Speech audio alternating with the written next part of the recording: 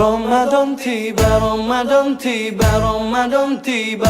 Marhaban ya Ramadan, marhaban ya Ramadan, marhaban ya Ramadan, marhaban ya Ramadan. Ramadan tiba, Ramadan tiba, Ramadan tiba. Marhaban ya Ramadan, marhaban ya Ramadan, marhaban ya Ramadan, marhaban ya Ramadan. Ramadan tiba, semua bahagia, tua dan muda bersuka cita. Bulan ampunan, bulan yang berkah, bulan terbebas api neraka. Andaikan saja Ramadan semua, bulan yang tiba, bulan yang ada. Karena besarnya setiap pahala yang dijanjikan kepada kita. Marhaban ya Ramadan, marhaban ya Ramadan, marhaban ya. Bismillahirrahmanirrahim. Assalamualaikum warahmatullahi wabarakatuh. Alhamdulillahi rabbil alamin. Wassalatu wassalamu ala asyrafil anbiya wal mursalin wa ala alihi wa sahbihi ajma'in. Allahumma allimna ma yanfa'una wa anfa'na bima 'allamtana wa zidna ilma. Allahumma innaka afuwun tuhibbul afwa fa'fu anna. Alhamdulillah, dengan izin Allah Subhanahu wa taala, kita pada hari ini telah pun berada pada hari yang kelima dari bulan Ramadan. Dan subhanallah, begitu cepat ya masa berlalu, dan kita doakan semoga pengisian Ramadan kita pada kali ini menjadi Ramadan yang terbaik dalam hidup kita semua. Baiklah, sidang penonton yang dirahmati Allah Subhanahu Wa Taala, slot Q&A kita pada hari ini telah menerima 5 soalan daripada penonton Kias Channel. Dan insya-Allah pada slot kali ini akan cuba untuk menjawab 5 soalan yang telah dikemukakan.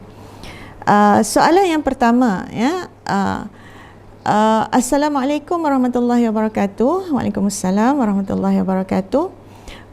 Apakah hukum seseorang yang menggunakan Vicks inhaler ketika berpuasa untuk melegakan hidung yang tersumbat? Ya? Subhanallah, hukum seseorang yang menggunakan Vicks inhaler ya untuk melegakan hidung yang tersumbat ini adalah tidak membatalkan puasa. Kerana gas tersebut ataupun wapnya apabila di hidung ya, ia tidak sampai ke dalam perut, tetapi hanya sekadar untuk pernafasan sahaja. Malah jika kita lihat fatwa ulama kontemporari tentang inhaler untuk pesakit asma itu sendiri pun ya, maka pendapat Dr. Yusuf Al-Qardawi dan beberapa tokoh ulama kontemporari yang terkemuka melihat bahawa perkara tersebut tidak membatalkan puasa, dan itulah ya yang kita lihat hatta dalam fatwa Mufti Wilayah Persekutuan juga ya telah mengatakan bahawa perkara tersebut tidak membatalkan puasa. Baik, soalan yang kedua, adakah boleh ibadat puasa 6 diganti pada bulan Zulkaidah sekiranya tidak dapat menyempurnakan 6 hari dalam bulan Syawal disebabkan faktor keuzuran dan kesihatan? Ya, mohon pencerahan dari pihak ustaz sekalian. Baik, ya. Ibadat puasa 6 yang selalu kita gunakan istilah puasa 6 ya, nak puasa 6. Jadi puasa 6 ini adalah istilah puasa 6 hari dalam bulan Syawal sahaja, dan ia memang tidak boleh digantikan pada bulan Zulkaidah. Habis bulan Syawal, maka habislah peluang untuk mendapat ganjaran puasa 6 ya, dan disebut dalam hadis Rasulullah sallallahu alaihi wasallam secara jelas ya, man shama Ramadan thumma atba'ahu sittan min Syawal kana ka siyamid dahri ya, rawahu Muslim. Barang siapa yang berpuasa pada bulan Ramadan dan kemudian ia mengikutinya dengan 6 hari dalam bulan Syawal, maka perbuatan itu adalah seumpama ia berpuasa sepanjang tahun. Masya Allah, ganjaran berpuasa 6 hari dalam bulan Syawal ini adalah seumpama berpuasa sepanjang tahun. Jadi disebabkan itulah kita perlu jadualkan, ya, perlu jadualkan 6 hari daripada 30 hari kan, 6 hari daripada 30 hari. Sudah tentu insya-Allah sekiranya kita jadualkan dengan baik, kita akan dapat sempat, ya, untuk berpuasa pada bulan Syawal. Soalan yang ketiga, apakah hukum mereka yang mencarut dalam media sosial dalam keadaan sedang berpuasa? Adakah membatalkan puasa atau tidak, atau memberi kesan kepada pahalanya? Baik, ya, hukum mencarut ini tak kira berpuasa ataupun tidak berpuasa, maka ia bukanlah satu akhlak Islam, ya. Jadi hukum mencarut ini, berpuasa ke tak berpuasa, maka kalau berpuasa lagilah, ya, ia menyalahi akhlak Islamiah. Dan walau bagaimanapun, bila ditanya tentang adakah mencarut ini membatalkan puasa, maka dari sudut fiqahnya, mencarut ini tidak membatalkan puasa, ya. Dia bukanlah termasuk dalam perkara-perkara yang membatalkan puasa dari sudut fiqahnya, tetapi sudah tentu, ya, sudah tentu ia mengurangkan pahala puasa. Rasulullah sallallahu alaihi wasallam bersabda, "Man lam yada' qaula zur wa la 'amala bihi, falaysa lillahi hajah fi an yada'a ta'amahu wa syarabahu." Rawahul Bukhari. Sesiapa yang tidak meninggalkan kata-kata dusta dan amalan-amalan dusta, ya, maka Allah tidak berhajat kepada puasanya. Allah tidak berhajat kepada amalannya yang menahan lapar, tidak makan, tidak minum, ya. Maksudnya tidak diberikan pahala kepadanya. Subhanallah. Jadi hendaklah ditinggalkan kata-kata dusta, seumpama mencarut, ya, memaki hamun, berbohong dan sebagainya. Maka ini adalah perkara-perkara yang akan menyebabkan, ya, pahala puasa itu tidak dapat diperolehi oleh seorang yang berpuasa. Dan dalam hadis yang lain, Rasulullah sallallahu alaihi wasallam bersabda, "Wa idza kana yaumu shaumi ahadikum fala yarfuth wa la yaskhab, fa in sabahu ahadun aw qatalahu falyaqul inni mru'un shaim." Ya, apabila pada hari seorang daripada kamu berpuasa, maka janganlah ia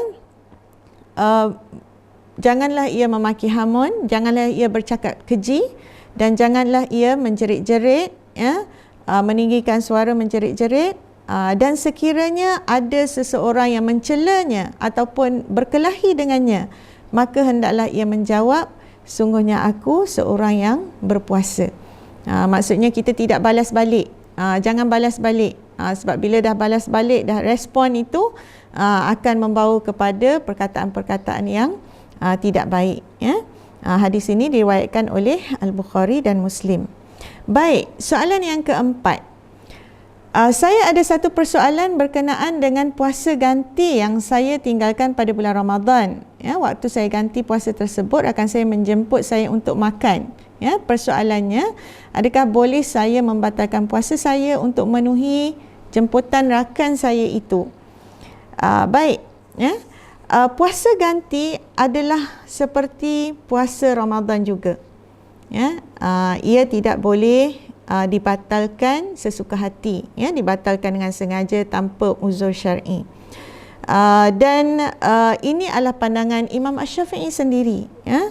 Dalam kitab Al-Um, para ulama mazhab Asy-Syafi'i, para ulama usul fiqh menyebut bahawa memang puasa ganti kepada puasa Ramadan adalah seperti puasa Ramadan sendiri.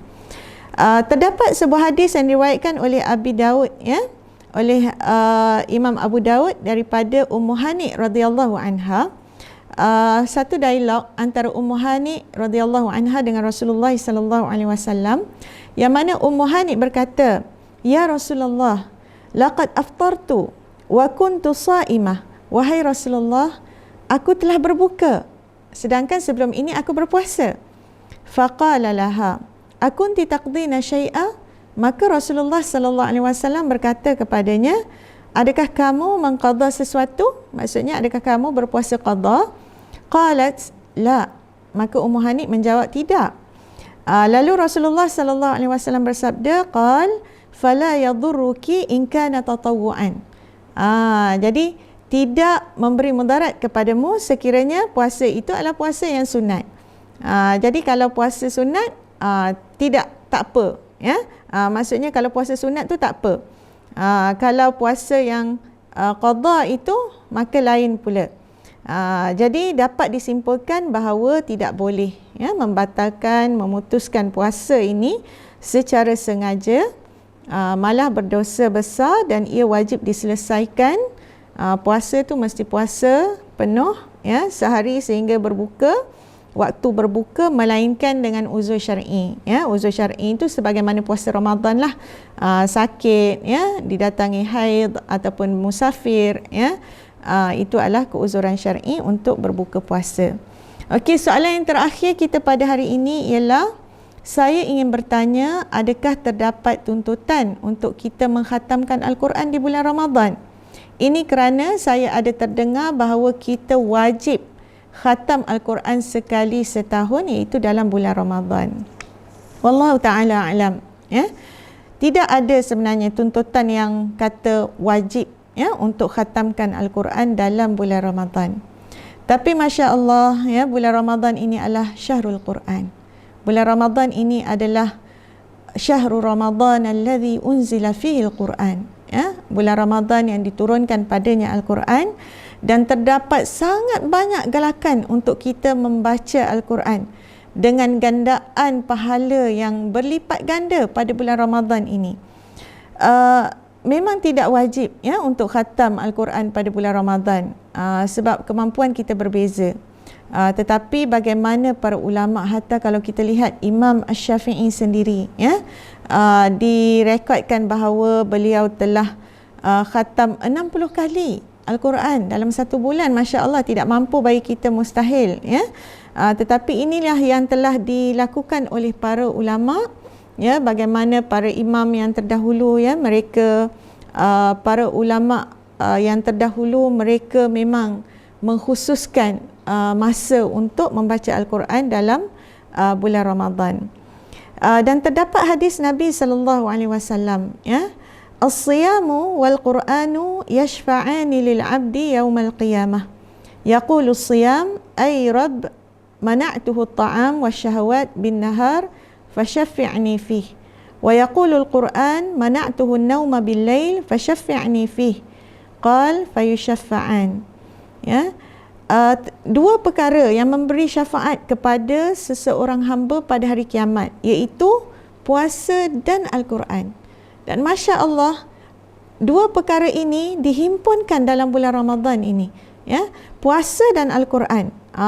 Jadi subhanallah, betapa indahnya apabila ia dapat dikumpulkan dalam satu masa, as-siyam wal-Quran. Puasa ini berkata, ya, kepada Allah Subhanahu wa taala, aku telah menahannya daripada makan dan daripada memenuhi syahwatnya pada waktu siang, maka jadikanlah aku dapat memberi syafaat kepadanya. Dan begitu juga Quran mengatakan bahawa aku telah menahannya daripada tidur waktu malam untuk membaca Al-Quran. Masya Allah, ya. Maka jadikanlah aku dapat memberi syafaat kepadanya, maka kedua-duanya diberi izin oleh Allah Subhanahu wa taala untuk memberi syafaat, ya, kepada hamba Allah Subhanahu wa taala tersebut, ya. Hadis ini diriwayatkan oleh Imam Ahmad dan Al-Hakim.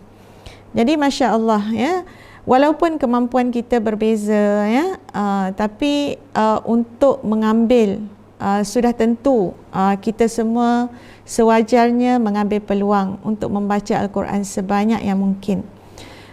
Dan Rasulullah sallallahu alaihi wasallam bersabda dalam hadis yang lain, alladzi yaqra'ul Quran wa huwa mahirun bihi ma'as safaratil kiramil bararah walladhi yaqra'ul Qur'an wa yatata'ta'u fihi wa huwa alaihi syaqun lahu ajran. Ya, hadis riwayat Bukhari dan Muslim.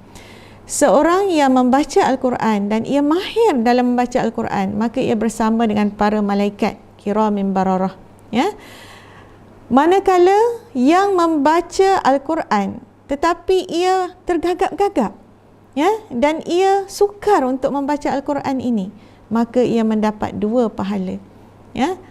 Pahala membaca Al-Quran dan pahala meneruskan, ya, teruskan baca Al-Quran walaupun ia payah baginya.